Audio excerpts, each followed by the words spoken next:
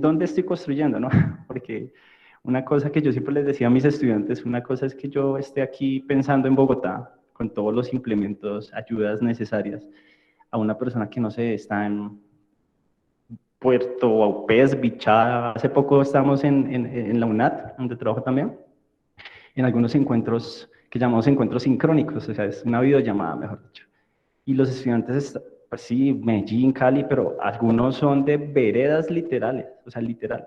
Uno me decía, no, pues a mí me toca desplazarme hasta a 2 horas de aquí para poder hacer esta videollamada. Creo que ahí es cuando uno se da cuenta que realmente está ocurriendo algo, ¿sí? Que se está construyendo algo desde muchas fronteras, digámoslo, que está pasando. Y ver cómo esa persona lo asumía me hizo cambiar también el concepto, ¿no? Porque estamos acostumbrados aquí a conservatorio, practicar, sentarse, pero pocas veces estamos acostumbrados a ver, no sé, una persona, un señor también llegó una vez con botas, ruanas, gorro, literal, del campo y se sentó y bueno, vamos a tocar las escalas y decir yo, wow, increíble.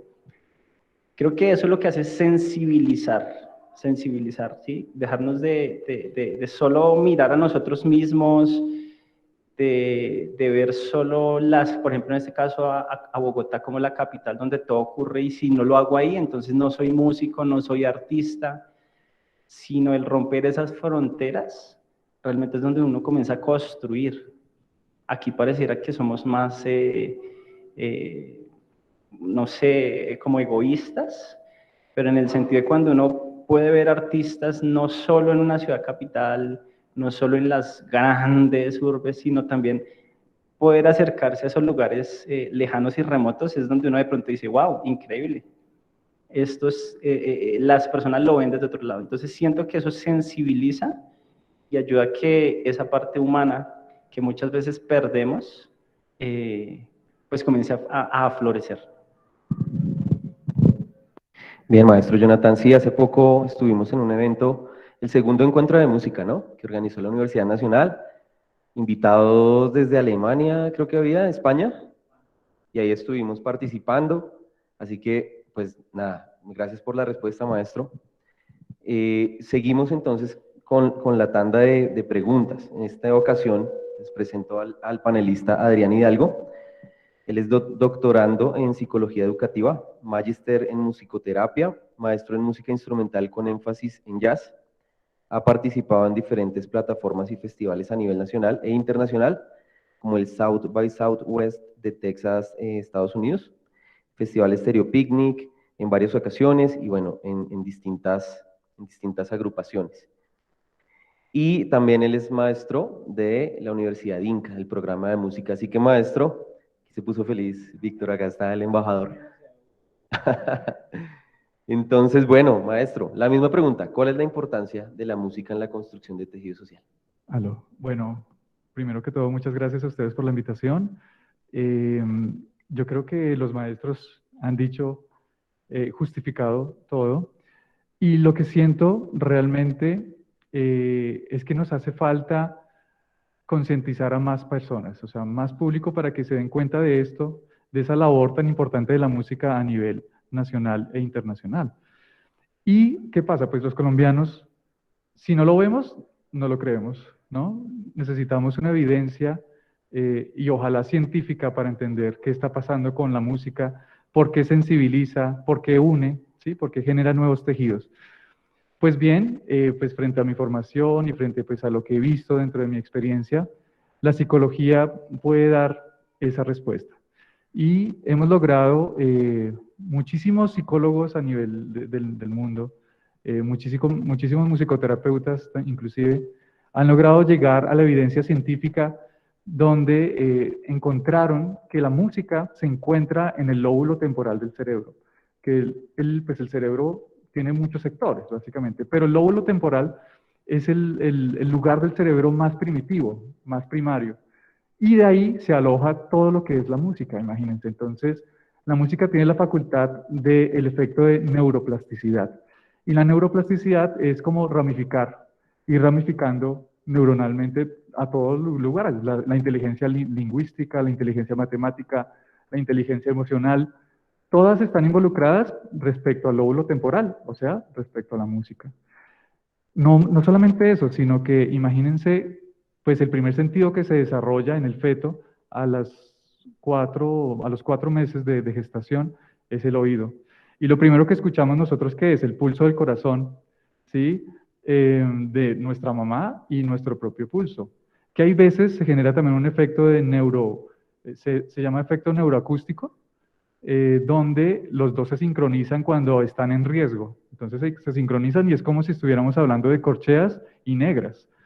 Aparte, pues el sonido del líquido amniótico se está elaborando una pieza musical dentro del feto.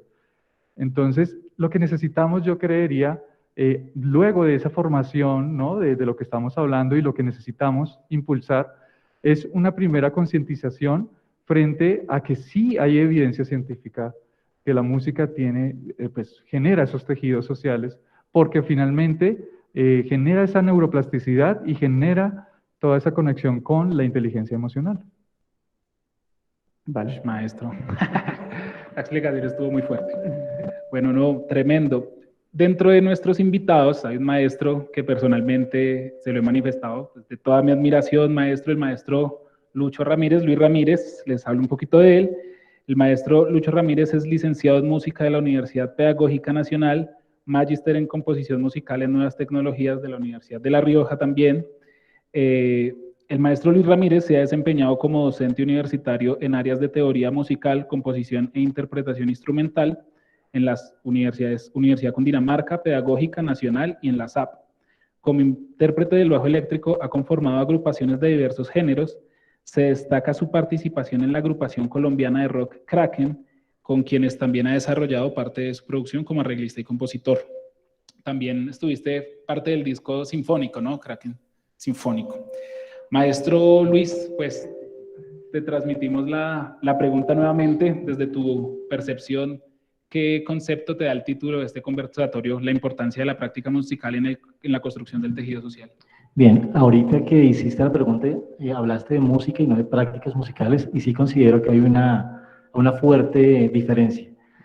Tenemos que tener, obviamente, digamos que la práctica musical hace parte del tejido social. Creo yo que nadie está en contra de la situación. Lo que sí tenemos que mirar es, uno, lo que consideramos como ideal, y dos, cómo las prácticas musicales comienzan a politizarse y a mediatizarse. ¿Por qué? Porque digamos que históricamente, por lo menos, ha habido en un país tan difícil de volverse identitario, de poder tener una identidad desde lo musical, porque cuando hablamos de música nacional o música colombiana, pues no sabemos bien a qué estamos haciendo referencia, no como de pronto puede ser la música colombo-venezolana, que pueda tener una estética similar que agrupa gran cantidad de territorio, pero pues aquí no, porque las políticas culturales en últimas estuvieron en el centro, en donde traer un piano desde la costa hasta aquí, que nunca se quedó en la costa, ¿sí? Lo traían para Bogotá, y aquí lo que se volvió la música nacional en últimas, que fue estas músicas que adoptaron las lógicas de las músicas de cámara del centro de Europa, el bambuco, el formato trío, bambuco para piano, comenzaban a alejar un poco lo que significaba ser nacional, y las músicas realmente nacionales que comenzaban a hacer de ese tejido social se quitaron. La academia juega un papel a veces en contra precisamente de la elaboración de ese tejido social, sobre todo y desde la práctica. ¿Por qué? Porque nos obliga a adoptar una cantidad de presaberes desde la academia para poder entrar en una validación. Aquí la palabra importantísima es validación. Se pararon estos chicos aquí, hicieron una práctica, pero ¿qué tanto esa práctica lo representaba a ellos y qué tanto tuvieron que hacer ellos para poder adaptarse a lo que mi maestro me daba como una práctica que al final no sé si vaya a ser significativa o no? Porque me gusta el reggaetón y no tiene nada de malo. Mientras que cuando yo voy a bailar y me encuentro con la gente muy al estilo de la práctica que crea realmente un tejido social, que es la práctica ritual, la improvisación en el jazz. Es decir, aquí nos da pavor, y me da pavor subirme porque vamos a hacer jazz, entonces no. Entonces llega el que sabe y le dice a uno, no, tal modo y no sé qué. Al final, ¿qué es? Hermano, haga lo que tenga dentro de usted para que se vea representado en ese tejido social. Muchas de las prácticas completamente validadas, ¿sí? Validadas desde la academia, que la academia es un ente validador brutal, la academia es una, y dentro del tejido social hay uno más importante que la práctica musical, que son los medios. Los medios validan otro tejido social. Entonces y los académicos peleamos con esas validaciones, entonces peleamos con el reggaetón innecesariamente, me parece a mí, porque el reggaetón crea un tejido social, un tipo de tejido social, y hay otros entes como tal, y es precisamente los nichos de consumo, que realmente las academias no lo tienen. Las academias parten de unos ideales en donde las prácticas están mediadas y donde están realmente fraccionando el tejido social. Entonces es ahí donde yo siento que parte de la labor nosotros como docentes, aunque la pregunta no tiene que ver nada con la academia, la respuesta es sí. Lo que sucede es que las prácticas están completamente mediatizadas y politizadas y han creado un imaginario en donde hay unas prácticas que son coherentes con el ideal político, cuando no lo hay. Un ejemplo, el punk. El punk creó un tejido social, el metal. Digamos, no quería que dijeras que yo soy grabado de, porque no importa, porque sigo siendo un metalero que coge la escoba y se mira al espejo y dice, qué chimba, esto es lo que me parece, y la gente que se da al parque está creando un tejido social desde unas lógicas que son socioculturales completamente claras, sin importar si saben de negras o corcheas o de armonía. Cuando cabeceo y lo estoy viviendo, siento que hay una lógica de diálogo que está mucho más allá de la academia, obviamente. Me bajo de ahí y me pongo el papel de académico y pues hablamos de armonía, lo que quieran, pero en cuanto al tejido social, yo siento que es necesario recuperar de la práctica el valor inherente de la ritualidad. La música centroeuropea ha dañado el tejido social en la medida en que ha separado al intérprete, entonces se niega al espectador, se para al centro y todo el mundo en silencio ve al man ser y uno en silencio es humano. En un concierto que estuvo aquí Pedrito Martínez lo primero que dijo es, no, no, no, prendan la luz. ¿Por qué? Porque eso es una cuestión colectiva. En donde usted se quiere parar, ahí es donde está el tejido social. En la discoteca está el tejido social. Y es por eso es que, aunque no nos guste, aunque no sé por qué razón no nos gusta, porque pues sí, las letras pueden ser horribles como las de cualquier género, pero el reggaetón crea un tejido social que si nosotros como músicos no lo comprendemos, créanme que vamos a estar haciendo nuestro jazz marciano desde nuestras casas, que créanme, tengo una banda de jazz para mi sala y mi mujer la odia porque le parece muy raro, ¿sí? Pero pues me siento feliz como músico y compongo mi música rara y lo que sea, pero si estamos hablando de tejido social, tenemos como músicos que abocarnos a eso que realmente la gente está sintiendo, volver a la ritualidad, básicamente es lo que considero. El maestro Luis, muchas gracias. Bueno, y bien, muy chévere, ¿no? Hasta ahí vamos muy bien. Recuerden que también, digamos, para retomar un poco el sentido de lo que estaba hablando el maestro, esto también es una construcción, así que ustedes también pueden ir anotando ahí sus preguntas, porque vamos a tener una ronda de preguntas. Pablito, que desde antes de iniciar me preguntó, claro que sí, la idea es que tengamos el espacio para entre todos construir, escuchar sus aportes.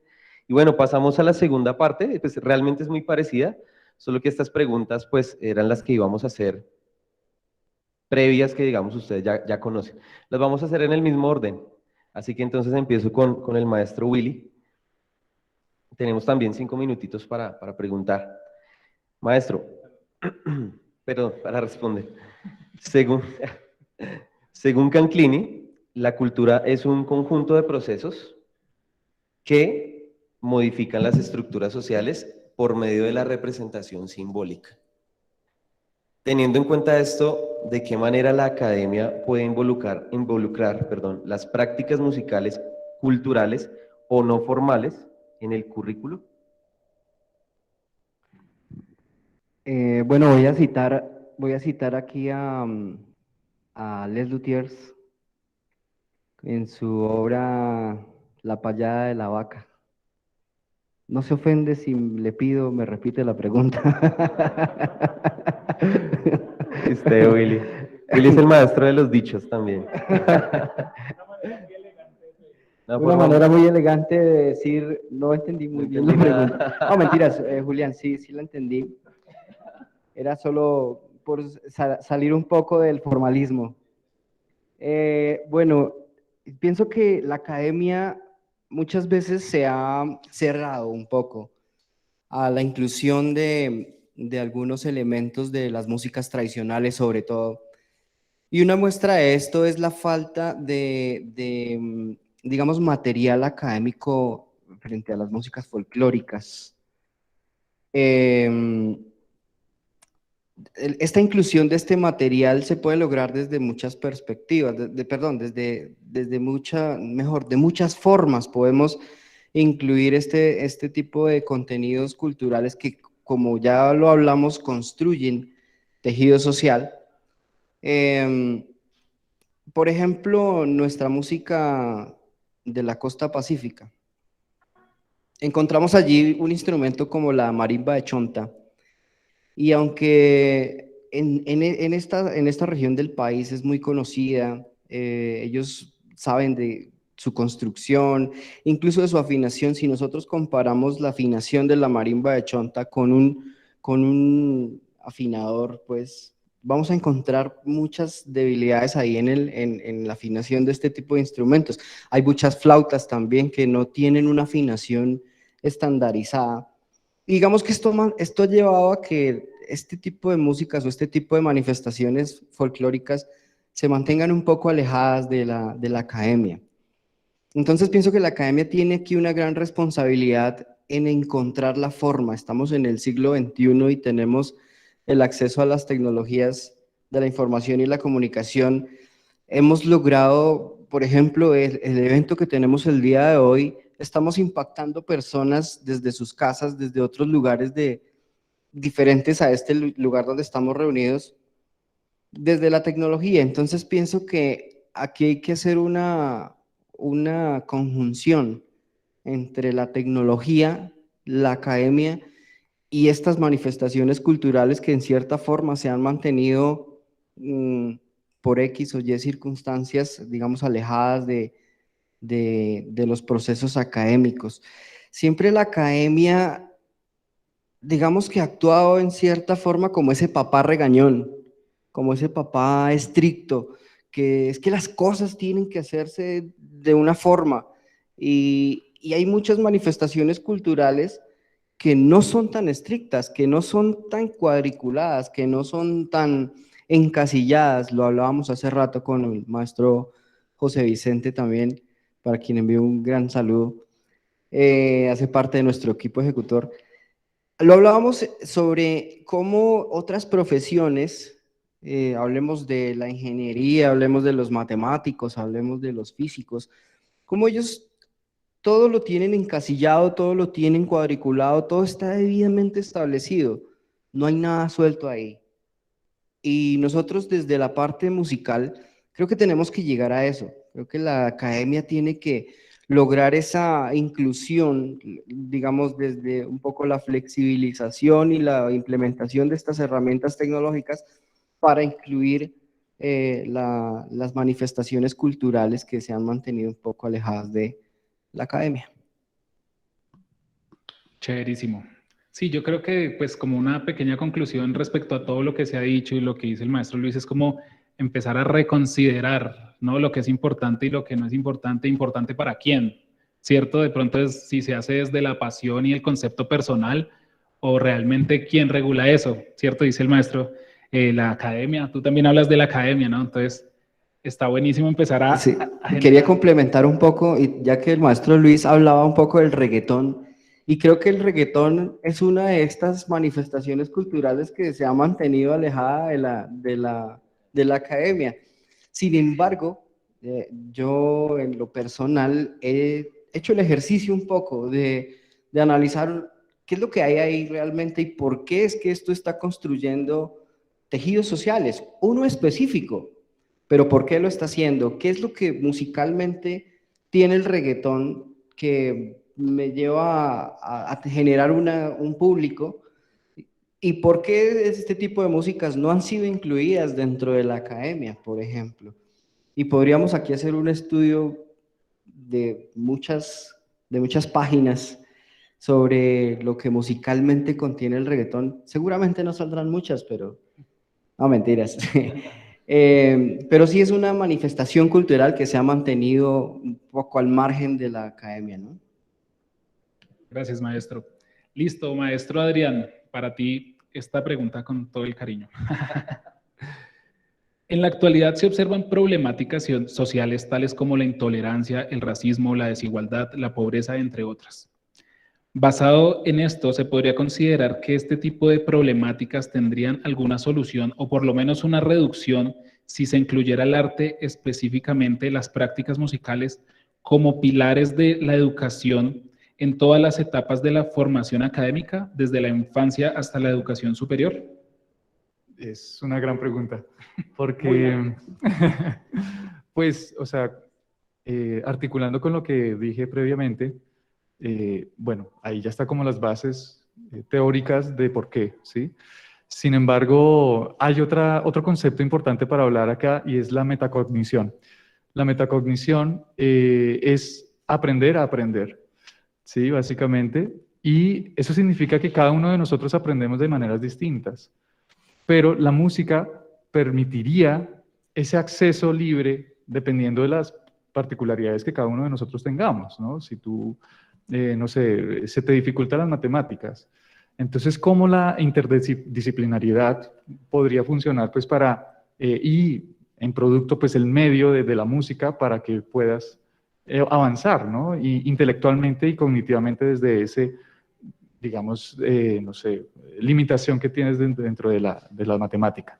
Entonces la metacognición va a llegar a ese punto donde lo vamos a encontrar en todas las organizaciones. Estamos luchando por eso, estamos luchando porque cada vez, cada entidad, cada universidad, cada colegio, cada institución educativa vea que si entendemos más a cada ser de manera individual y sus maneras de aprender, pues vamos a lograr llegar a ese punto cumbre y poder potenciar todo lo que es ese ser.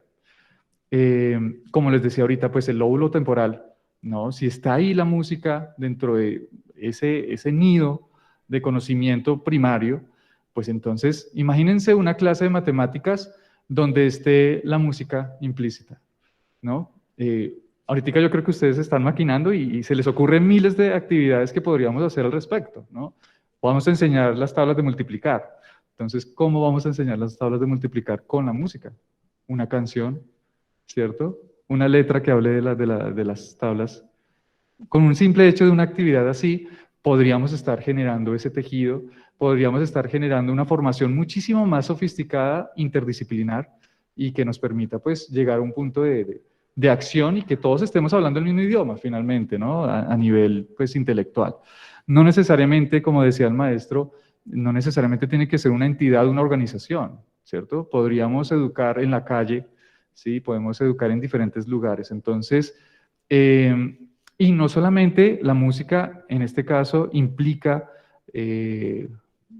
un avance y un conocimiento desde las áreas de aptitudes y de competencias, ¿no? La lingüística, la matemática, sino, como les decía ahorita, a nivel emocional, ¿no?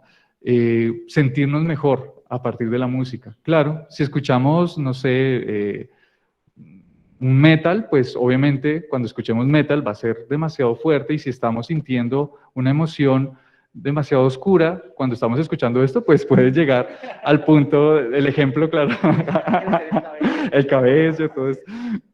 Pero es verdad, a mí me pasó un tiempo que escuchaba mucho bossa nova, ¿no? Esta fusión del jazz con la música brasilera y tiende a ser depresivo también esta música, ¿no? Entonces, emocionalmente uno debe ser muy inteligente, primero con lo que uno consume musicalmente y segundo, cómo la música me podría ramificar todos mis lugares, todas mis inteligencias.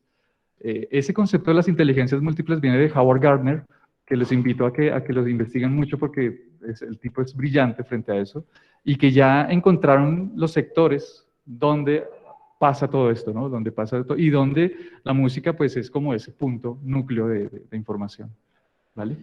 Bien, maestro, muchas gracias. Bien, seguimos con otra pregunta, no sin antes comentarte que estoy de acuerdo con lo que mencionas. Ahorita que hablabas de la música y en el lóbulo temporal, recordaba las palabras de Roberto Amador, un neurocientífico colombiano de la Nacional, y Edgar Puentes, que trabajan en Yunta, y él decía, la música es pensamiento extremo.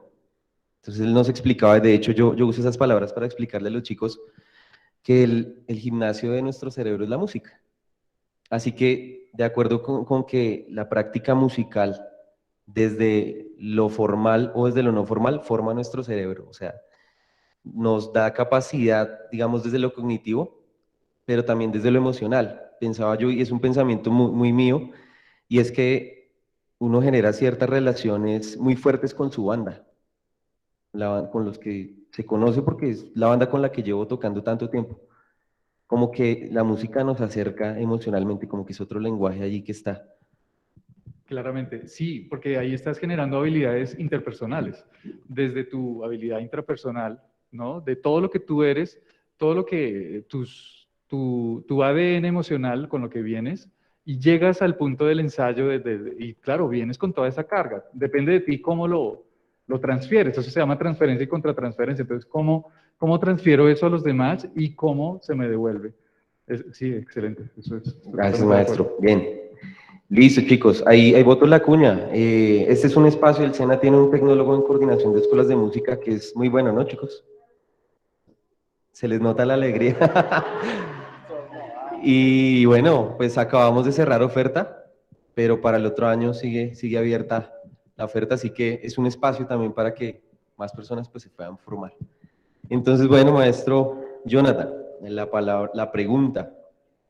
Etimológicamente, la palabra cultura podría hacer referencia a la palabra cultivo. Teniendo en cuenta lo anterior, ¿en qué medida considera que la práctica musical contribuye para nutrir al ser humano en ese proceso de cultivo en el que se encuentra? Bueno, estaba escuchando lo que decían y estoy muy de acuerdo, pero siento que no podemos romantizar todo, ¿no? O sea, si todo el mundo estudia música, cultivamos y entonces todo va a mejorar y todos vamos a estar felices y pareciera que vendiéramos un concepto donde todo es bonito.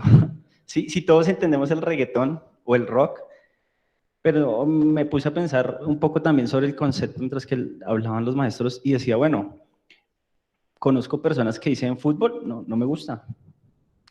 Conozco personas que uno dicen, venga, cante o algo, no me gusta. Entonces, siento que en esa construcción que estamos hablando del tejido, como le digo, que son de varias cosas, la música sí puede aportar, ¿sí? Y estaba pensando en el proceso de la práctica, ¿no? Que también es el otro punto muy importante que hablan acá. Es que tenemos un concepto ya preestablecido de Occidente, ¿sí? Pareciera que todo lo que tú le decías también, creo que eso no lo has dicho acá, bueno, o lo dijiste ahorita ya, atrás era, todo es validado, ¿no? O sea, si yo tengo el título, valgo. Si yo tengo el máster o lo que uno, ay, entonces él sí sabe y él sí toca y él sí es músico. Pero algo que pasa mucho cuando uno se acerca, no sé, por ejemplo, yo estuve tocando en el Festival Vallenato o en el Mono Núñez, es encontrar personas que han realizado su práctica musical por tradición, por gusto, ¿sí? Porque lo desarrollaron de diversas formas y cómo ellos obtienen un resultado que, digamos, en cierta manera uno puede decir que es favorable, ¿no? O sea, que es bueno, que aportó, que creó, que no sé, incluso el escucharlo tocar me hizo sentir bien, ¿sí? Y siento que hemos pensado siempre que todo es desde, como lo validamos desde Occidente. Entonces, si yo quiero transcribir un bambuco, utilizo todo lo que ya nos han dicho, ¿no? Todo. Y hay músicas que se encuentran, como lo decía el Master William, que es muy cierto, que se encuentran en esa, no sé, en esa pregunta aún, que, ¿por qué no la transcriben, sí? ¿Por qué no la transcriben, por ejemplo, el vallenato? ¿Qué cosas hay de eso que se vuelven tan tradicionales, tan de la cultura, tan de la sociedad, tan de ellos, que llega uno, y tengo una experiencia que se la conté al Master Luis cuando iba a hacer ahorita, hace unos días, estábamos en la reunión, y yo llegué a tocar al Festival Vallenato, necesitábamos unos músicos, y bueno, el caso es que íbamos para el patinódromo, habían como 5.000 personas, era el otro día, estaba antes Jorge Oñate, después iba Jorge Celedón y nosotros en la mitad con un artista, y él no se imaginaba que había llegado a eso, y toda la gente estaba esperando. Y cuando llegábamos, yo llevaba unas guías, no era más, o sea, unas guías, o sea, cifrado, uno que otra cosita. Y yo simplemente duramos casi 2 horas intentando montar un tema y no daba, y en un momento una persona de la tradición allí dijo, no, quiten esto, mirémonos y vamos con el tema. Y yo, ¿cómo así? ¿Qué es esto? Mirémonos. Y literal, el bajista, la guacharaca y la y la percusión, la caja, dijeron, bueno, y se miraron, hicieron así y literal todo el mundo entró. Y comenzó el cantante, no sé qué, y de pronto, pero y el corte, ¿no? O sea, el coro, el verso, lo que estamos acostumbrados, no, eso se va tranquilo, eso va saliendo. Y literal, ellos tarareaban o decían, viene tal cosa, y ¡pum! Sonaba como si uno hubiera estado en una orquesta con, no sé, Leonard Bernstein estudiando y todos así, sonaban exactos, o sea, una cosa que uno decía, todo concluye. Entonces, siento que queremos que todo sea por parte de la academia, que yo le decía ahorita a Lucho, pero ¿quién es la academia? O sea, pareciera que fuera alguien que me está, y la DIAN, me va a caer, o sea, me está mirando y en qué momento hago algo que no tiene que ver. Y algo que me gustó a mí en la maestría, cuando la hice, era que, aunque ellos son españoles, decían, ¿por qué todo en Centroamérica lo miran a través de los ojos de lo que se hizo acá? Entonces, yo tengo que componer a través de lo que hizo Bach, Beethoven, bueno, son cosas muy, muy importantes, pero al final descuidamos y queremos como pasar todo por ahí, ¿sí? Pasarlo todo por ahí, pasarlo todo por ahí.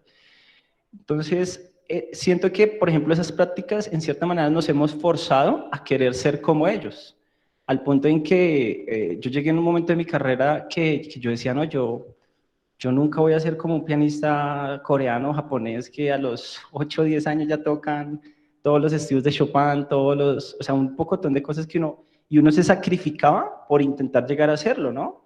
Quiero tocar todo, quiero hacer, y de pronto un pianista de Europa a los 17 años ya tiene pues, prácticamente todo montado, lo que comienza es a mostrarse y a hacer su carrera. Pero siento que nos hemos dejado cultivar y llenar de absolutamente todas esas cosas.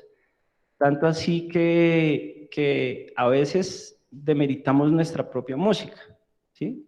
Demeritamos lo que las personas de aquí hacen o le damos el significado como alguien hizo una ponencia hace poco y era de música y le dijeron, qué bonito, ay, tan bonito, ¿cierto? Pero si escuchamos a una persona que viene de afuera y de pronto es gringo o tiene ojos verdes y se para, entonces, wow, máster, o sea, máster, porque habló en otro idioma, porque dijo. Y claramente tenemos músicas que pueden ser muy raizales, muy tradicionales, muy de antaño de nosotros, que se pueden venir desarrollando y que se podrían poco a poco traspolar o como llevar así a academizar, ¿no? Para que la gente las pueda tocar y se vuelva más... Pero finalmente a veces se está perdiendo ese cultivo de lo que somos nosotros, ¿sí? Lo que somos nosotros. En el Chocó, muchas de las cosas que son tradicionales se han vuelto músicas más de masa. Sí, yo no tampoco estoy en contra del reggaetón, está chévere, o sea, la salsa, todos los géneros en general aportan su grano de oro y es valioso. Pero el problema está en también cuando también pensamos que algo que es masivo es bueno y algo que no, entonces no está bien. O si no, nos vamos al contrario, ¿no? No, yo soy músico electroacústico, pensemos, y si yo hago esto es lo único y lo demás no. Entonces, por eso yo hablaba de sensibilizar. El hecho de que a ti no te guste jugar fútbol no te hace malo. El hecho de que a mí me guste jugar fútbol no me hace malo. Y voy a ir a la práctica musical. El hecho que el máster que hace rock ha estado con cada quien y toca y él ha hecho todas sus cosas, pues no lo hace malo a que yo haga, no sé, worship, ¿sí? Gospel y toque en una iglesia. Entonces decimos, no, aquí está el blanco y el negro, ¿no? Al final no hay nada. Somos dos músicos pretendiendo sensibilizar cada uno en un escenario diferente. Y creo que ahí es donde debemos aprender a sembrar, porque estamos acostumbrados también a que yo siembro lo que yo estoy haciendo, entonces yo le siembro al maestro y es aguacate, y si tú no lo haces, entonces estás mal. Pero no, o sea, finalmente tú eres el que decide con lo que puedes obtener. Y cierro es con que nos centramos en que a más virtuosismo, a mayor ejecución, a esa academia clásica de Europa, de donde uno soñaba haber nacido en 1800 y conocer a todos esos grandes intérpretes, pues que eso es lo que toca hacer. Y si yo no le dedico cientos de horas a algo, no lo voy a lograr. cuando a veces está el error en disfrutar lo que estoy haciendo. Y seguramente el resultado va a ser mucho mejor de obtener a alguien que sea pues un man que bota pepas, decían por ahí. Sí, claro, eso ayuda, pero no es el fin en total.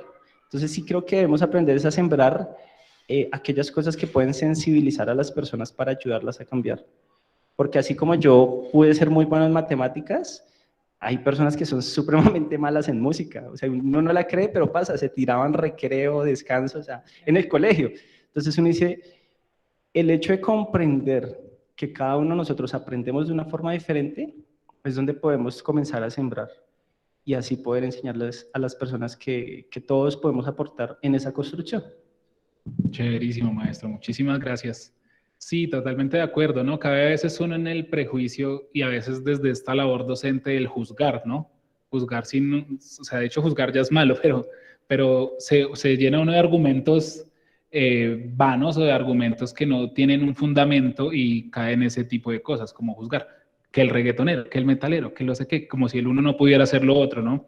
Digamos, ahorita que dijiste lo de tu maestría, me acuerdo que un compositor español alguna vez dijo eso, el maestro Eneco Badillo, de pronto tú lo conoces, él decía, pero ¿qué necesidad tienen de aprender a hacer lo mismo de nosotros cuando nosotros quisiéramos entender el ritmo como ustedes lo entienden? Y eso lo dijo a la hora de interpretar un aguabajo. Entonces él dice, quisiéramos como entender esto, ¿qué es la necesidad? O sea, ustedes están ganados. Entonces ahí es donde uno dice como, de pronto uno mismo se está por debajeando en el conocimiento y la escuela que tenemos idolatrada nos ve a nosotros como cultura colombiana con gran respeto, y eso es de pues un valor enorme. Bueno, esta pregunta me encanta que haya quedado el maestro Lucho, porque sé que se va a poner más caliente esto. Maestro, el conflicto armado ha traído un sinfín de daños irreparables, pero sobre todo existe una afectación de la cual poco se habla y es acerca de los daños morales y emocionales que deja el conflicto, todos los sentimientos que el conflicto ha traído sobre las víctimas. ¿Cree usted que existe algún nexo entre la práctica musical colectiva y la reparación emocional y social de las personas y comunidades víctimas del conflicto? No, yo sí no creo que la pregunta hubiese sido buena para mí. Hay varias cosas que recapitular. Uno, maestro, yo tengo una afinidad así bien particular. Yo soy un matemático frustrado, me gusta mucho la matemática y resulta que hay un momento de la matemática donde sale una cosa que se llama el teorema de Gödel, en donde es el teorema de la incompletitud. Y resulta que se dieron cuenta que la matemática tiene un vacío lógico que llevó al suicidio a grandes matemáticos de la época, inclusive el maestro de Gödel se suicidó porque encontraron que había ese hueco del el supremo conocimiento de la proporción numérica estaba mal. Y es interesante y es ahí precisamente pues porque la respuesta, dentro de mi video un poco de crear cosas, decía listo, hay elementos en donde, y desde ahí fundamenté un poco en el programa de música de la UNAD cuando hablábamos de la obra de arte como objeto de conocimiento, porque el objeto de conocimiento generalmente tiene que ser un objeto de conocimiento universal y la obra de arte tiene muchos grados de subjetividad. Y es aquí donde realmente radica toda la situación complicada. Hay una razón por la cual nosotros enseñamos con un sistema centroeuropeo y que la admiro y que me fascina y por eso me gusta mucho la academia tradicional, y es que la academia tradicional tiene unas lógicas sin necesidad de los elementos extramusicales. Es decir, do, mi, sol es do mayor en todo lado. No necesitamos una relación con la mañana ni con el nacimiento, porque las otras prácticas de carácter popular sí tienen una relación directa. Es decir, cuando uno entra a entender la música de la India, las ragas están relacionadas con momentos con situaciones, con emociones, ¿sí? Y claro, entonces entrar a aprender músicas populares, tradicionales, implica también entrar a una lógica del estudio antropológico. Si estamos de acuerdo que lo vamos a hacer de una. Yo personalmente no estoy interesado en el pensamiento antropológico de la música y es ahí donde también tengo muchas trabas con respecto a la responsabilidad social del arte. Que se pueda, sí. Que considera la música como un elemento terapéutico, también. Que ese sea el fin desde mi ejercicio profesional, no. ¿Por qué? Porque considero la música como un fin en sí mismo. Es decir, mi existencia misma es para la música. Que sea feliz o no feliz, no, la odio, la música me odia muchas veces. Y mañana voy a escribir y no, la música, hoy no me quiere la música. Y yo me arrodillo y digo, música, ¿por qué no me quieres? Llevo toda una vida dándote mi existencia a ti y digamos que muchas posturas, vuelvo y digo, trabajo en una universidad con unos factores sociales, una misión social muy importante, y espero que después de este conversatorio tenga trabajo, no mentiras, pero siempre de manera particular he hablado que cuestiono mucho esa obligatoriedad de la música como un ejercicio de reparación social, precisamente porque hemos construido un ideal de sociedad, y un ideal de sociedad que se está construyendo a partir de los centros. Entonces creemos que el bienestar de las personas es que tengan casa y comida y televisor de 50 pulgadas, porque yo no sé, las personas con dificultades económicas todas tienen televisor de 50 pulgadas, porque ese es el ideal de sociedad que nosotros queremos darles a ellos, cuando precisamente uno de los elementos básicos es una confrontación propia con su territorio, y es ahí donde creo yo que una de las prácticas que deben haber es la creativa. Hemos hablado de las prácticas como un ejercicio de repetición, mientras que yo creo que la práctica compositiva es vital.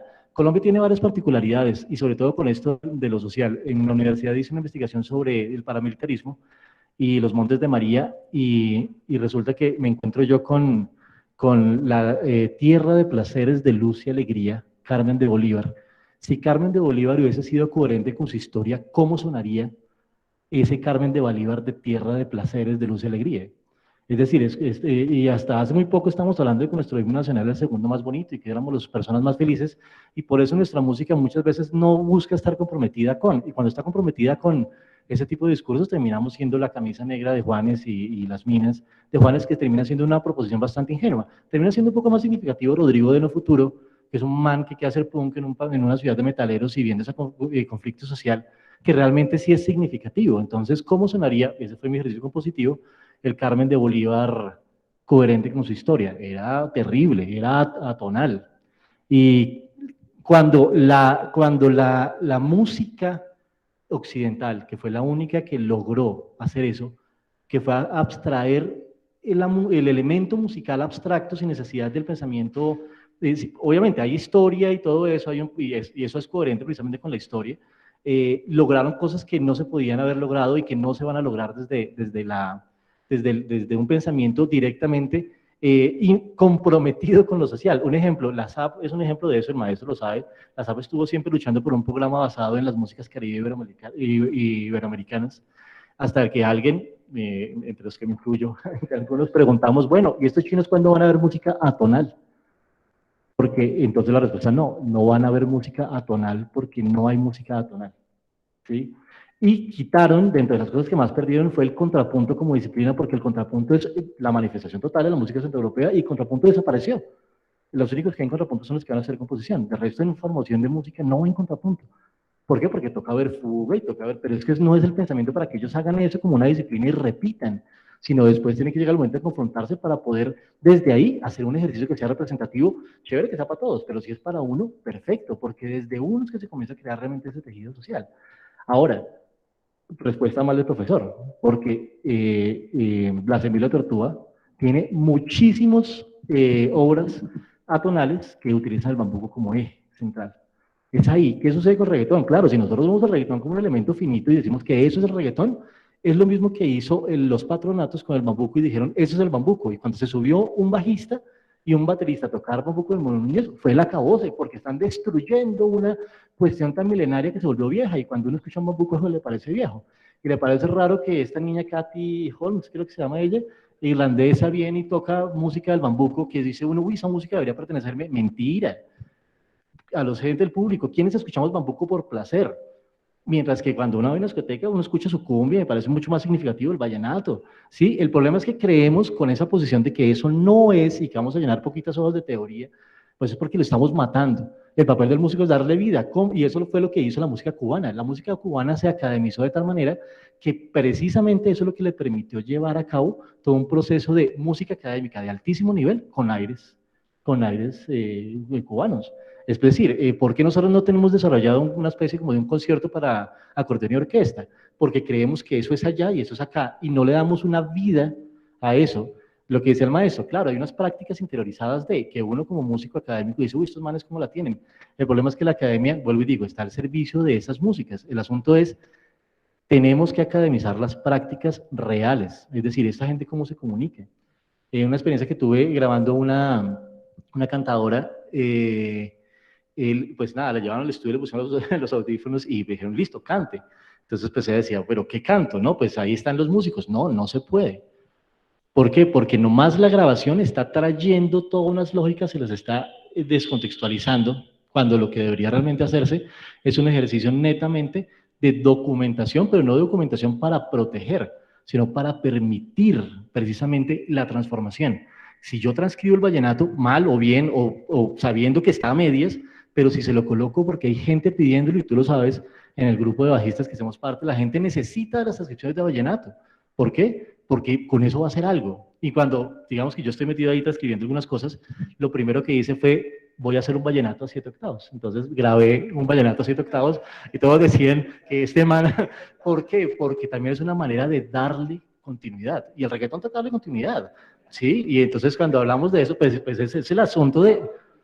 Es muy extraño, pero precisamente es eso. Nosotros nos encargamos de matar la música, la academia misma no la mata. Lo que hicimos mal fue aceptar a la academia como un fin y no como un medio. El papel del maestro, ¿cuál es? Es como si impidiéramos una regla. No todo el mundo mide con centímetros, la gente mide con yardas o pies, perfecto. No sé por qué, pero pues el centímetro ya está validado. Do, re, mi, fa, sol está validado, porque desde ahí se pueden encontrar hasta los microtonos y los octavos de tono. Entonces, ¿qué sucede? Que si tenemos el sistema, podemos entender y universalizar la práctica. Pero si creemos que es una cuestión independiente, no, se va a morir porque necesitamos de otro tipo de saberes. Y ya para terminar, para no extenderme mucho, otra cosa de lo que tiene que meter la academia es la sistematización de las prácticas de tradición oral. Es decir, la música, y yo siento que el jazz se permite a eso, es decir, trascender el jazz del real book a trascenderse en el colectivo de creación, simplemente a partir de sueltes y cree un lenguaje. Estaba fuera del país y en una oportunidad pues me llevaron a tocar jazz, entonces fue muy chistoso porque yo cogí el real book y me dijo, no vaya a hacer eso. ¿Por qué? Pues porque aquí se lo cogen y se lo llevan, todo el mundo toca mejor que usted eso. Lo que quieren es ver que usted toque con ellos, ya. Sea usted persona en conjunto. Y ese tipo de prácticas son las que se tienen que validar. No todo el mundo está para aprender música, pero sí todo el mundo está para entender el funcionamiento de la música. La gente, por lo menos la formación musical que tú planteas todo el tiempo, todos los periodos de la educación propedéutica me parecen brutal, pero no desde que todos pues, sepamos hacer música, pero desde que todos aprendamos a escuchar música, me parece brutal. Sobre todo desde que el que le gusta el rap pueda entender históricamente desde el colegio cómo aparece el rap y pueda confrontarlo con los demás, me parece más significativo que todos intenten hacer música. Y con respecto al conflicto armado, créeme que no, eso sí es muy breve porque es que mira que la música fue utilizada por Hitler también para levantar los ideales nacionalistas. Y eso es muy grave. Cuando utilizamos la música como, es decir, yo pienso que ellos deberíamos darle simplemente los medios para que las personas que tengan la necesidad de reconstruirse creen su propio sonido desde lo intuitivo, pero no enseñarles a funcionar y que yo los pueda mostrar en un escenario. No, o sea, coja un chino de esos y póngale una batería para que le dé con odio, porque el odio precisamente hace parte de lo que uno tiene. Es mejor que hagan pum chatarrero y que digan muchas groserías y que suelten toda esa ira, porque si los pongo a tocar música bonita y qué cosa fuera la masa sin cantera, no, hermano, al final esa gente se sigue llenando de odio y coge una pistola y se vuelve a meter en el conflicto armado. Entonces es la música como un medio de poder realmente expresarme dentro de mi odio. El odiar es bueno, me parece que es necesario. Entonces, pues, darle la oportunidad de que la puedan odiar por medio de la música. Es eso. Listo, maestro, muchas gracias. No, total. Como dato curioso, el maestro Lucho, yo creo que el 4/4 hace años ya, ahora todo es 16 séptimos, 28 quintos. Fue muy chistoso, qué pena ahí, hace poquito estaba involucrado con los compases en sextos. Entonces escribí música en 5 sextos, en 7 quintos también, toda una teoría de un compositor actual que se llama Elliot Gardner, a los que les gusta la música contemporánea medio experimental y están interesados en la percepción del tiempo. Elliot Gardner tiene unas cosas súper interesantes, un poco así ñoñas académicas, pero al final, vean muchachos, la música que a uno le gusta es la que pone para barrer. Entonces, sí, lo que me ha gustado es que me ha gustado esa música para coger y barrer. Entonces, no lo veo como para estudio, sino digo, qué chimba, esto cuando me veo reflejado en.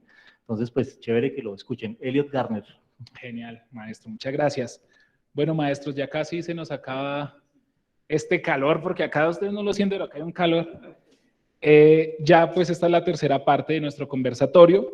Vamos a hacer un estudio de caso, yo se los voy a explicar, se lo voy a proponer a cada uno. Es el mismo para todos y cada uno de ustedes pues nos da su percepción desde su perspectiva. ¿Sí?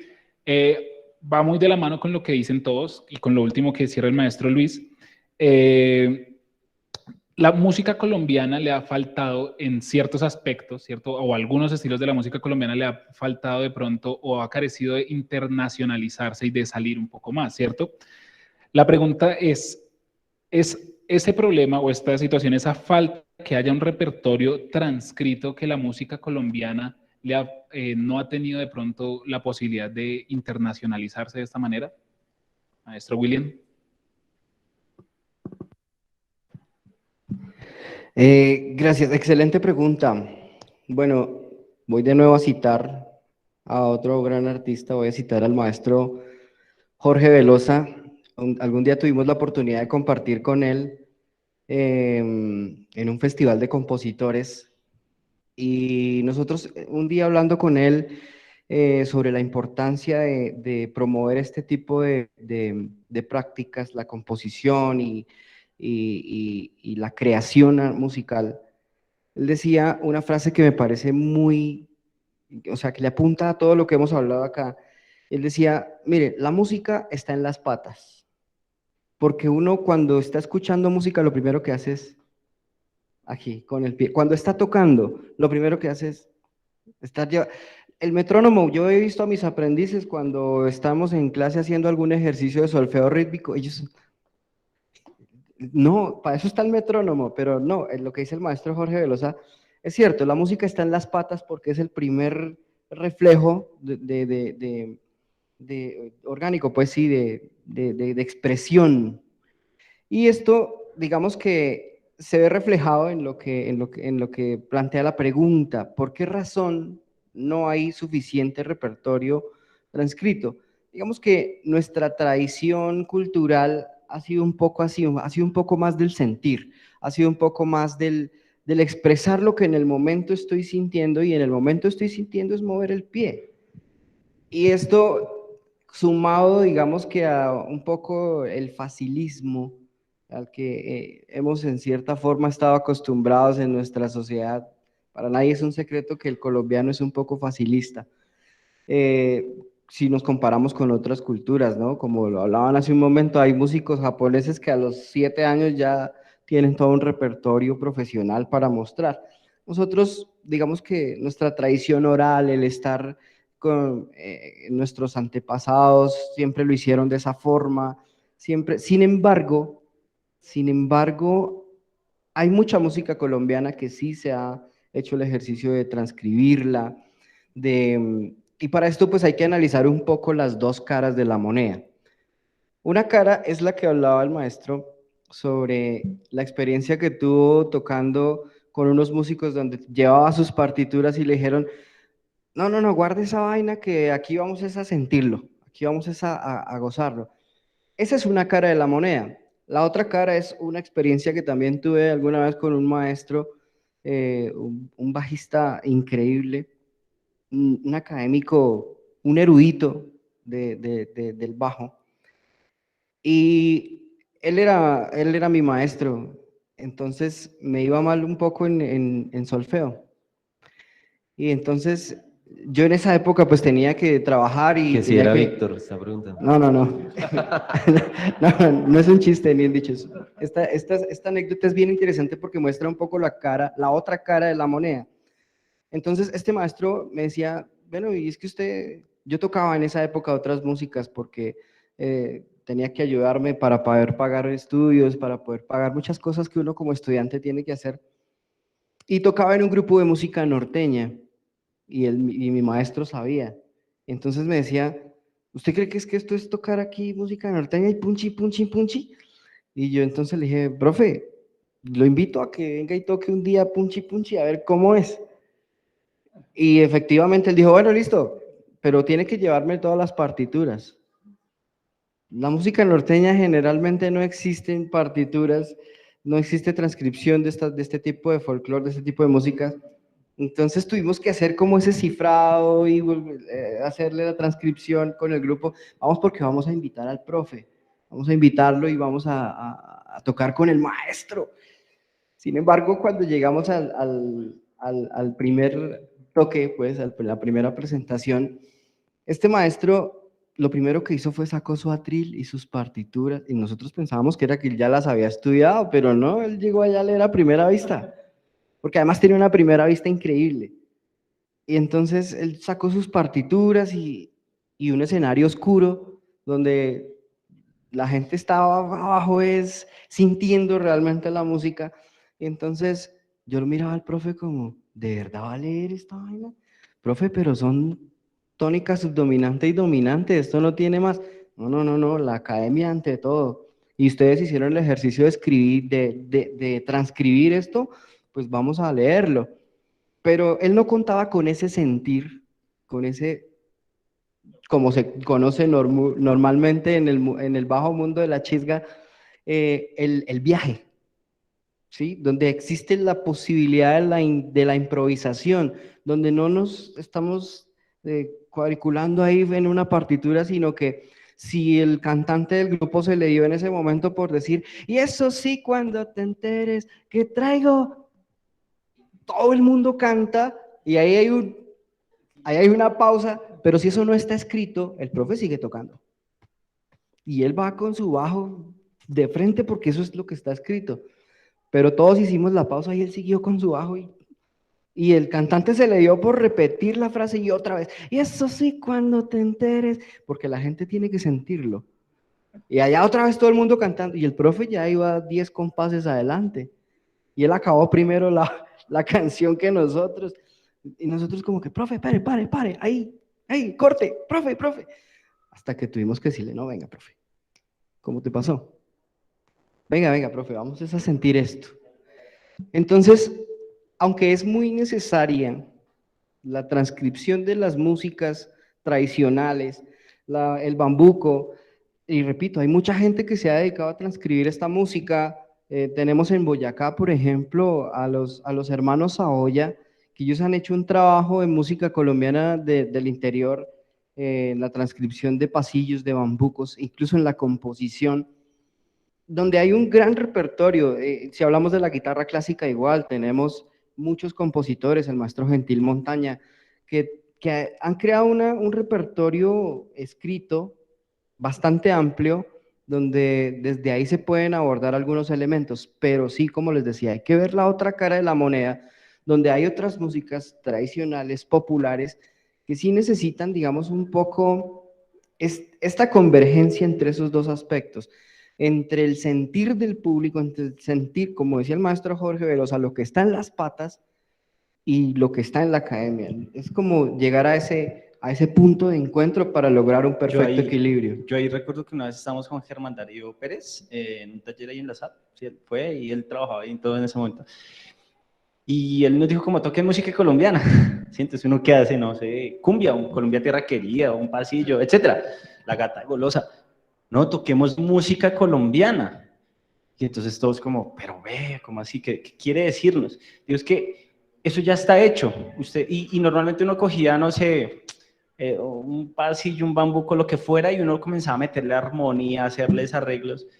Y decía, pero es que eso ya fue creado. Y lo que decía el maestro, hay muchas transcripciones melódicas, cosas así. Y es chévere porque eso es parte de una tradición y lo que se llama tal vez el folclore, y que bueno, que hay como todo un rollo hacia eso. Pero la pregunta es, si también esa pregunta que ustedes nos están haciendo va incluida las nuevas, o lo que llamaríamos nuevas músicas, o la música de ahorita. Porque, por ejemplo, cito a lo que hace Germán Darío, me parece súper bueno, y está escrito. O, por ejemplo, Laura Lambuley, y recordaba mucho cuando lo que tú dijiste, porque Carlos López, que él tiene ahorita un estudio en Miami, y Laura Lambuley es pianista de como joropo, todas estas músicas del llano, y es súper reconocida, y él acabó de ganar Grammy, ha ganado Grammys por grabaciones, y él es egresado de la Nacional como pianista, y en algún momento le pasó algo muy parecido a lo que él llegaron a una fiesta, estaban normal, estaban hablando, y llegó un corista de Fito Páez, X, y dijo, cantemos tal cosa, vámonos. uy, espere, ¿cómo así?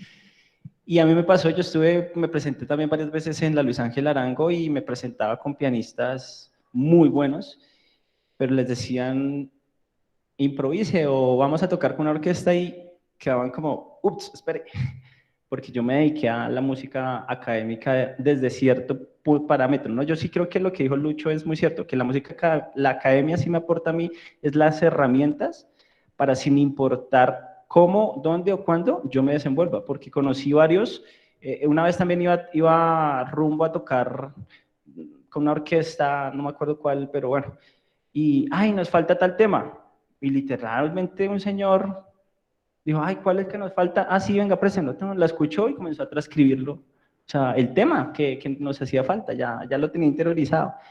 Y uno habla con los pianistas que tocan, no sé, salsa, merengue, y tiene una gógica, o sea, el tumbado, su viaje o su feeling, que si uno no está, o sea, no lo ha estudiado, uno cree que no, eso lo leo, porque yo soy académico y toco lo demás, no suena bien, no va a sonar. Yo quiero decir una cosa, yo era ese bajista, soy ese bajista, total. Si me llaman a mí a tocar, es que ¿cuál es el error? El profe que te hayas tenido, primero, es que, vuelvo y digo, ¿por qué me tocaría llegar con una partitura? Porque no domino el lenguaje, y la partitura lo que hace es darme un punto de referencia. Es que la transcripción, cuando uno la ve como un objeto en sí mismo, que finaliza todo el proceso, está mal, simplemente me permite la comunicación. Pero yo como no sé hablar como estos manes, pues por lo menos me llevo este papel y el papel por lo menos me va a permitir tener un punto de comunicación. No la voy a favorecer, tampoco voy a decir que la academia, pues que primero la academia no, pues porque ahí pues es una estupidez en ese sentido. El problema ¿cuál es? Es porque es mi herramienta. Todo bien, es un poco como si me invitaran a tocar, ¿usted es músico? Sí, listo, toca el piano. Hey, no, pues usted es músico, la misma vaina. Es bajista, listo, pero entonces ¿qué haga la de? Porque cuando en mi época de tocar en orquesta también era así, me decían cumbia en dominante, y pues ¿qué tonalidad? Do. Pues, entonces, no, mentira, me decían sol, y yo tocaba sol, yo tocaba do porque pues para mí la dominante era sol, y no, estaba en do mixolydio, entonces yo decía, no, son los códigos. Al final la teoría y la partitura es un código, que sí es cierto que se necesita la transcripción, pero la transcripción hay dos posibilidades. La transcripción tiende a matar el repertorio, porque lo anquilosa, lo fosiliza. ¿Cómo se le da vida al repertorio, sobre todo al repertorio que es esto? Volviéndolo un ejercicio desde lo ritual. Abordémoslo, ¿sí? Ahora, hay otro problema, y digamos que no nos echen la culpa únicamente a los académicos, porque los académicos a veces estamos ahí como para hacer las cosas, pero por lo menos me pasó a mí cuando intenté seriamente con la música, con el porro, fui a la casa del maestro tal, listo, es así, maestro tal, ¿cómo lo sientes? Sí, perfecto, y yo en mi cabeza entonces anotaciones, desde la lógica del man, entonces me da el King Kong, listo, entonces para mí tal, y escribía eso. Pasaba a la calle donde otro maestro y me decía que estaba mal. Y hasta el final que me dijo, no, es que usted no nació aquí. Y yo le dije, eso se llama una eugenesia musical. Y me molestó hasta tal punto que decidí alejarme de las músicas populares tradicionales. ¿Por qué? Porque se vuelve una lucha de egos. Y precisamente le dicen, desde la academia usted no puede, no se puede. Y no, la academia, vuelvo y digo, la academia también ha sido una mala persona, ha sido una mala gente. ¿Qué toca hacer ahorita? Agacharse y decir, venga, la academia está a su servicio, venga, todo bien, hablemos juntos. No, ¿sí? y eso pasa mucho en las universidades. La universidad que yo estudié, quien tocaba, digamos, música popular o música tradicional, era un chisguero. ¿Por qué? Porque es que teníamos que tocar música clásica, música docta y las fugas y demás repertorio que ellos consideraban. Y pienso que la academia aquí está fallando un poco porque estas músicas tradicionales le van a aportar también muchos elementos y fue mi caso, yo claro que estudié música clásica, por supuesto que estudié Bach y por supuesto que estudié todo el repertorio que tenía que tocar en la universidad, pero esa necesidad de estar explorando otros géneros musicales, y toqué vallenato, y toqué merengue, y toqué salsa, y toqué norteña, y toqué bambucos, y toqué una cantidad de repertorios que finalmente lo que hicieron fue aportarme a mi proceso de formación musical. Y creo que la academia aquí tiene una tarea grandísima en incluir dentro de sus procesos educativos estos... Ahí te robo la palabra porque eso es importante, maestro, qué pena. No, ahí lo que es terrible es el hecho de que estamos hablando, vean cómo cambiamos. Bien, miren que en un momento a otro, digamos, nosotros hacemos parte de los procesos de formación, pues la estamos embarrando nosotros, porque yo soy la academia, yo soy el que tengo que hacer eso. No le echemos la culpa a la academia de que no lo haga. ¿sí? Y ese es el ejercicio que por lo menos estamos haciendo desde el bajo con los bajistas de vallenato. Y es porque nos damos cuenta que está en la necesidad. Es decir, cuando lo hicimos, y me parece que es una experiencia supremamente documentable, y es decir, pues yo transcribo lo que oigo, porque yo escucho realmente do, re, mi, fa, sol, la, si, do y un ritmo, pero hay un lector, un revisor final, que es el que maneja el lenguaje, y al final, ¿por qué? Porque existe la necesidad, créanme, yo he tocado vallenato, no voy a vivir de tocar vallenato, ¿sí? Pero pues por lo menos me defiendo cuando me toca. Es posible que me toque leerlo, es posible que el músico popular se escude en eso y me trate mal. A mí me importa 5 porque es la manera en que yo tengo que comunicarme con él, ¿sí? A lo que yo voy es que, claro, está muy mal cuando decimos es que la academia tiene que replantearse. No, yo soy la academia, yo soy el que tengo que replantearme y yo soy el que inmediatamente tengo que salir de aquí a hacer eso con los estudiantes. Pero hay una cosa importantísima y es el, perdóneme maestro que lo interrumpa así de feo, hay una cosa importantísima que yo como academia tengo que hacer y es la investigación frente a lo que sucede en estas regiones culturales. ¿Por qué? Vamos a suponer que yo voy a transcribir el joropo, voy a transcribir la música llanera. Resulta que hay mucha música llanera que el ritmo no es ritmo por sí solo, sino que se llama de una forma es por la armonía que lleva, ¿sí? Y no es el ritmo lo que realmente le da el nombre al ritmo. Entonces aquí hay que hacer, por ejemplo, ese trabajo de investigación de qué tipo de armonía es el que utiliza este ritmo de música llanera o este aire para poderlo transcribir y poder tener este lenguaje del cual voy a poner en el papel. Yo lo que opino ahí, y es que debemos siempre tener una balanza, ¿no? O sea, la balanza en que uno siempre se va muy, o sea, muy allá o muy acá. Y en mi vida pues aprendí como un poco eso, o sea, como bueno, a veces tengo que leer, ¿sí? Pero otras veces voy a tener que orejear. Pero entonces ahí dice, para mí, pensaría que ambos ejercicios es transcribir. El hecho que algo no esté en una partitura no significa que yo no lo haya transcrito o no, que no exista y que no exista en un medio. Y me acuerdo mucho que también ahí en la SAP estaba con Rodolfo Acosta, es un académico de música, ¿cómo se llama? Contemporánea. Y por alguna razón mi mamá lo conocía de años, cosas de la vida. Y él me invitó a ser parte del grupo de música contemporánea. Yo no quería, pero pues él me dijo, venga, para que conozca. Pero algo que él me dijo fue, hice una interpretación de jazz y otras cosas, y él dijo, ok, chévere.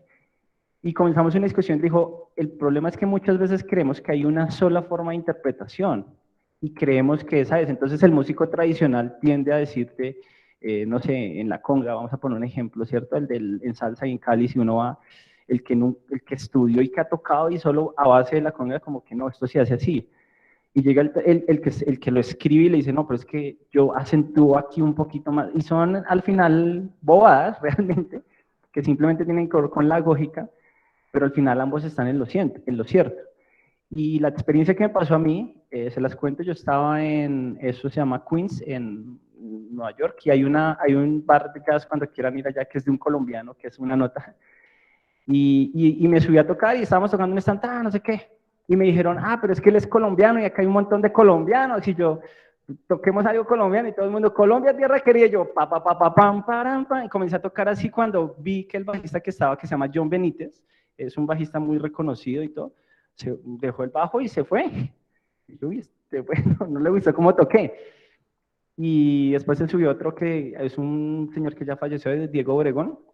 Y bueno, terminé de tocar y al final bajamos, estábamos hablando y yo le dije, oye, ¿por qué no tocaste? O sea, como que yo me sentí como, sí, o sea, y él me dijo, no, es que yo esa música no sé cómo se toca, no sé cómo se toca. Y yo decía, uy, pero espere porque es lo que tú dijiste, es primero cuarto, primero quinto, o sea, es una armonía que se puede seguir. Y usted acaba de tocar, no sé, no vaina así. Y él dijo, no, yo respeto cómo se interpreta esa música. Entonces, ahí es donde yo creo que sí toca hacer una balanza y nosotros como academia, porque no lo había pensado, yo decía, ¿quién es la academia? Que es la Diana, yo soy la Diana, o sea, yo soy el que está ahí, deberíamos decirle a las personas que interpreten como lo quieran. Y lo que me dijo Rodolfo Acosta en ese momento fue, esa interpretación que usted hizo, con todos sus errores o con todos los aciertos, es la única interpretación que va a existir de eso, porque es suya.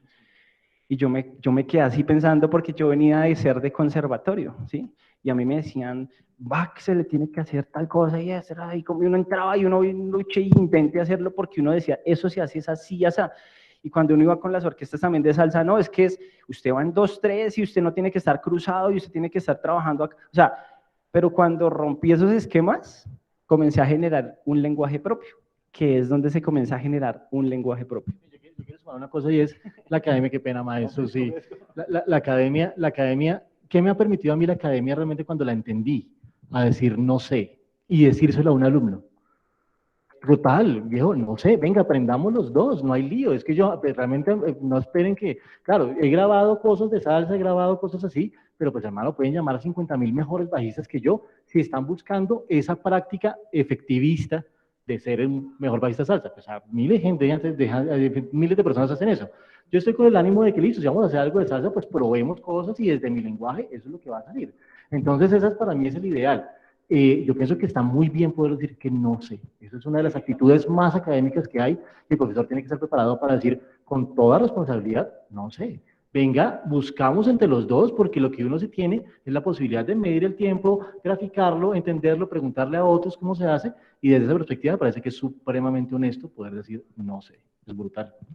Súper. No, pues yo pensaba que íbamos a debatir acá, pero creo que todos estamos de acuerdo con lo mismo, ¿no? Hay una cosita que quería mostrarles acá, porque hablamos de música y no estamos escuchando nada de música, entonces, ¿cierto?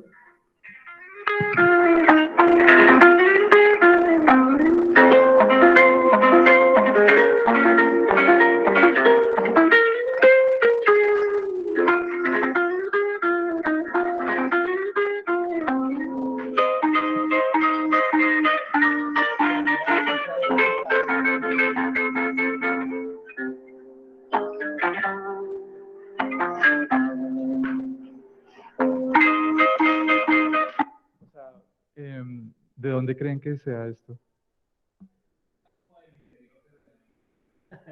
¿Cierto?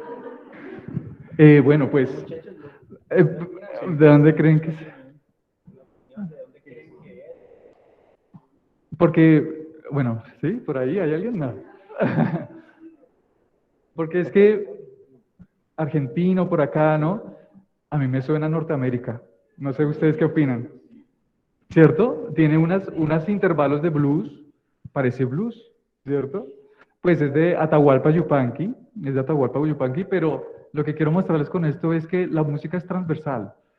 O sea, la música, primero, estoy de acuerdo con ustedes de que hay una identidad cultural individual que es con la que uno tiene que armarse y desde ahí, pues, ofrecer todo lo que uno es, ¿sí? O sea, decir, listo, no lo sé, lo voy a aprender a mi manera, la manera como yo observo y absorbo el conocimiento. Pero aparte de eso, fíjense que estamos hablando de Atahualpa Yupanqui, pero esto suena también a Tom Waits, ¿sí? O sea, estamos hablando de que somos muy regionalistas también, ¿sí? Somos muy regionalistas y finalmente estamos hablando que la música es solo una, ¿no? Sí, todos los claro. elementos que aprendemos de la música occidental, de la música argentina, de la música de Norteamérica, todo es lo mismo, todo es lo mismo. Lo de la notación que tú dices, todo viene de la misma, pues, connotación de tratar de entender eso que finalmente nunca vamos a entender, ¿no? Que es hablar con los sonidos, ¿no? Expresarnos y comunicarnos con los sonidos. Entonces, eso era lo que yo quería. Maestro, a mí me parece súper interesante eso, porque claro, la teoría ha respondido a muchas cosas. Uno puede sentirlo muy blusero cuando asume que es un bemol 3 que va por un 3, o si es un sostenido 2, ya lo puede ubicar uno sobre la India. Pues digamos que, porque vuelvo y digo, la teoría también es una cuestión muy flexible. Al final, el asunto es por qué razón uno comienza a estudiar teoría, ¿sí? O por qué uno comienza a estudiar composición. También por el simple hecho de poder sistematizar en su cabeza, darle orden precisamente a eso que uno no entiende. Yo no voy a estudiar todas las músicas populares del universo, porque no voy a acabar, pero necesito un punto de partida desde cual comprenderlas, no tanto por querer hacerlas, sino para poder establecer esos diálogos y que me sirvan, eso sí, que mi principal interés de todo esto es que me sirvan como insumo compositivo.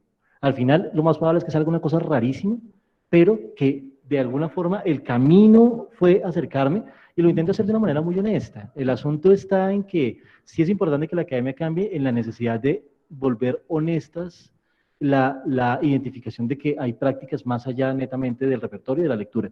Pero créanme que con respecto al caso como tal, la transcripción únicamente mata el repertorio, porque transcripciones hay muchas. ¿Cómo se puede hacer vivo ese repertorio? Porque estas músicas, además eso lo decía con las músicas llaneras, claro, el hablar del zumba que zumba y de todas estas cantidades de ritmos, es entenderlo desde la práctica. Entonces, claro, la transcripción es el paso, pero toca dar ese paso más hacia adelante. Si no, Bien. se mueren. Maestros, bueno, bien, tenemos una pregunta desde la red. No es la Diana en este caso, sino la red.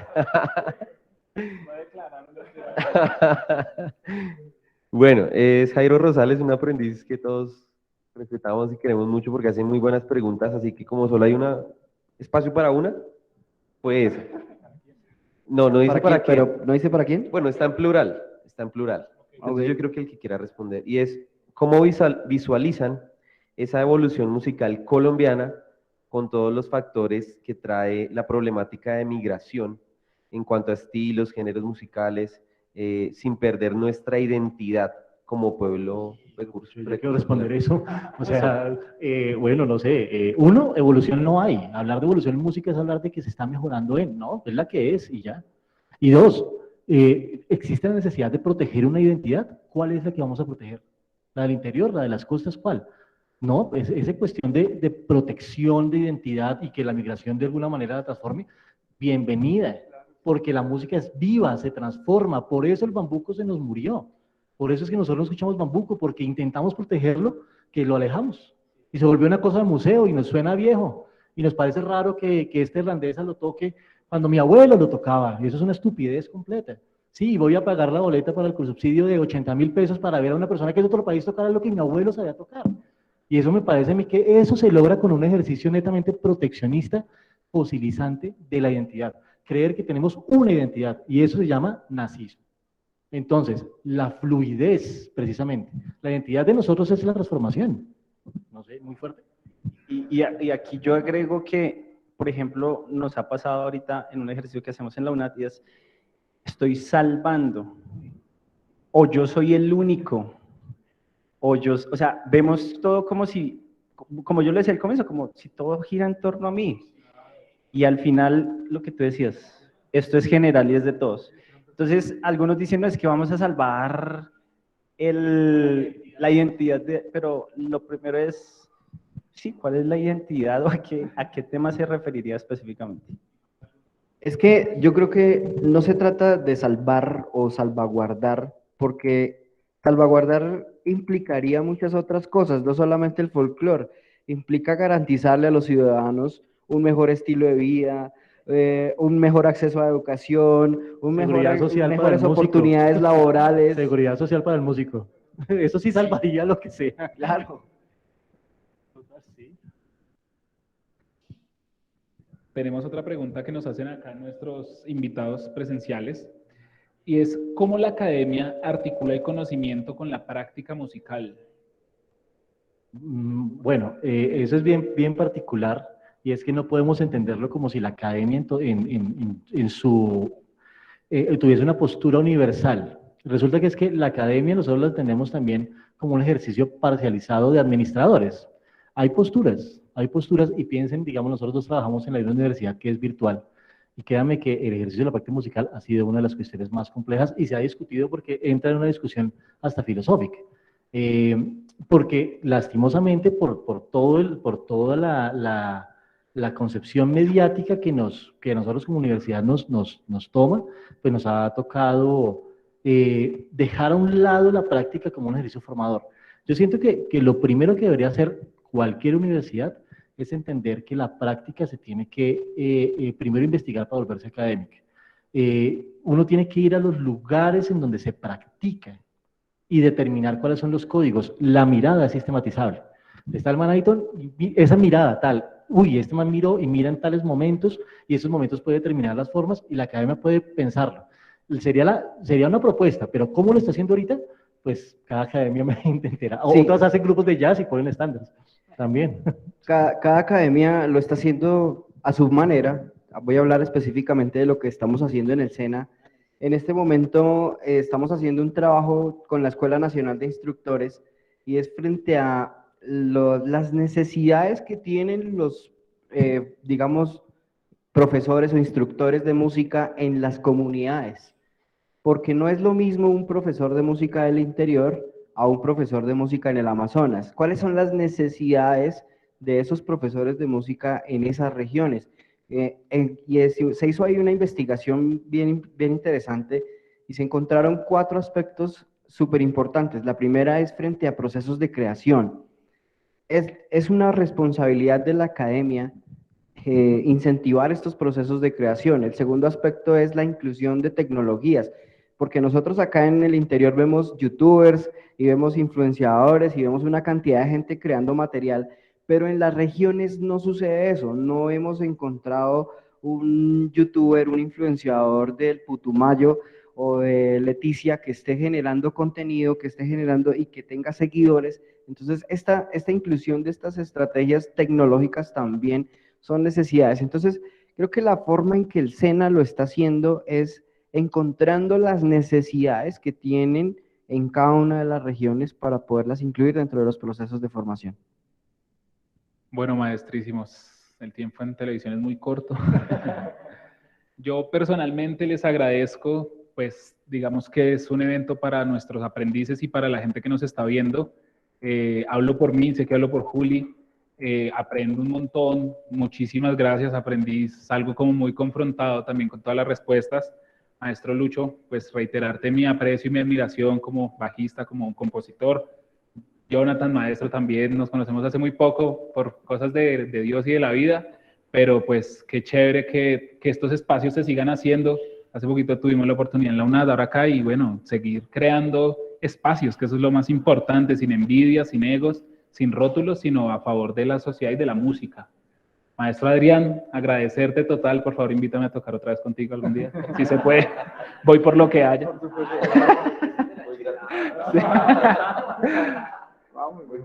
Voy a orejear y a llevar papeles, lo que se necesite.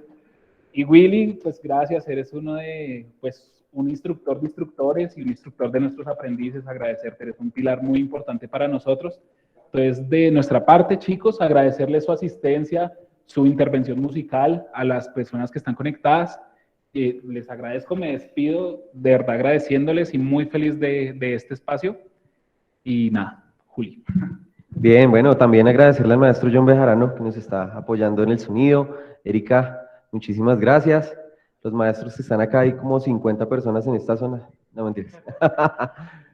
Bien, no, y también en el chat nos gustaría que nos dejen sus opiniones sobre lo que más les gustó de este conversatorio, aquel aprendizaje que se llevaron, pero también esa duda que les queda, esa temática que de pronto les gustaría que abordáramos en otros conversatorios el otro año, si es que se nos permite, el otro año, pues acá presentes. Y bueno, pues nada, chicos, dejarlos también a ustedes hemos hablado mucho de música, pero vamos a escuchar música. Así que los dejo con la ficha 475, que nos va a presentar Mi Buenaventura, un currulao de Petronio Álvarez. Muy bien, chicos, vamos con toda. Chao, chao.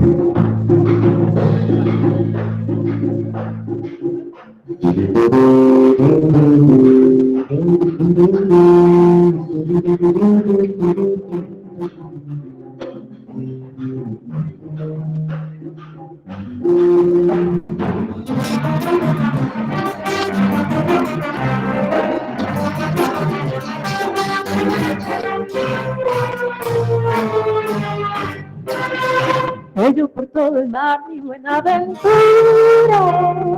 donde se vive siempre la brisa pura. Sello por todo el mar mi Buenaventura, donde se aspira siempre la brisa pura.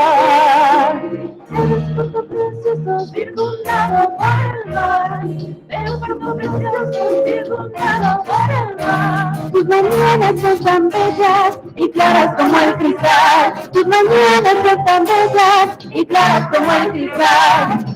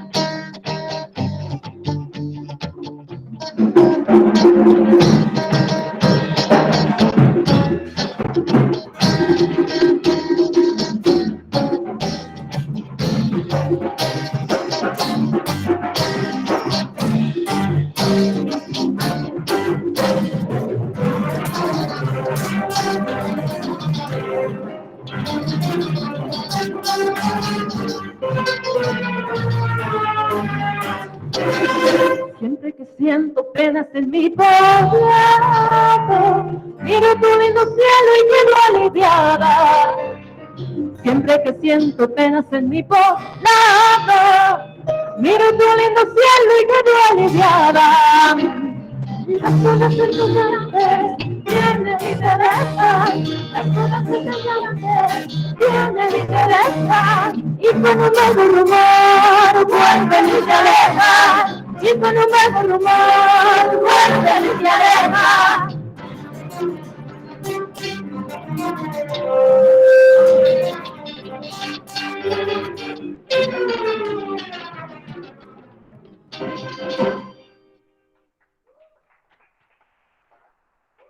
Muchas gracias.